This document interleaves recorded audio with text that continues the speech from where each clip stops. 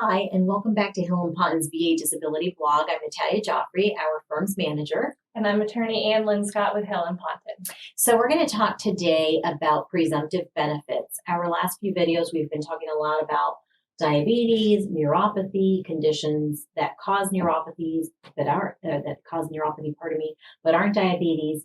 And now we're going to talk today about presumptive benefits. I guess let's start with what's a presumptive benefit. So presumptive benefit, or it's another way to say service connection, presumptive service connection. So to get the disability benefit, you have to prove that a disability is related to service. Okay. When we're talking about presumptions, it's the VA is acknowledging or assuming that a condition is caused by your military service. You don't have to prove that link. Mm-hmm. And diabetes is one of those conditions. And that's a pretty big deal. I know that passed a few years ago. Yes. And I guess in layman's terms, for people to understand, presumption could almost be like an automatic pass, right? Correct. So all you would have to prove is that in the case of diabetes, that you were exposed to Agent Orange, mm-hmm. and that you have a diagnosis of diabetes. And then the VA will assume that your exposure and service is what caused the diabetes. Okay, and how do you go about proving that? Proving the in service or the exposure, mm-hmm. The first place to start looking at your service records, your DD 214. Even if you didn't serve in Vietnam, the presumption may still apply. That's a whole separate rabbit hole, but that would be a good first place to start. Okay.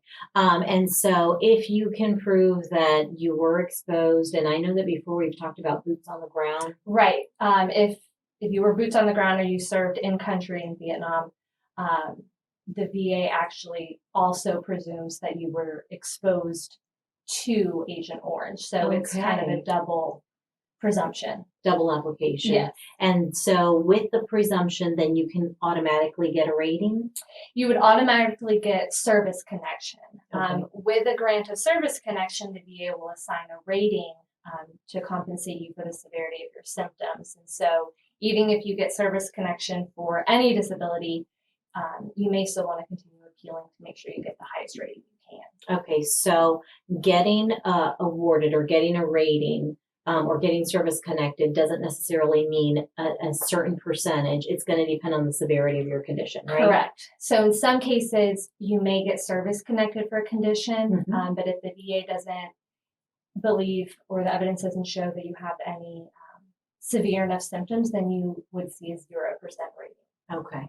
And so one of the biggest issues that we've seen with our veteran clients is that they get something from the VA and they assume this must be correct. So in other words, this is what they're giving me. I guess that's all I can get, or they're not awarding me anything. So I guess I don't qualify.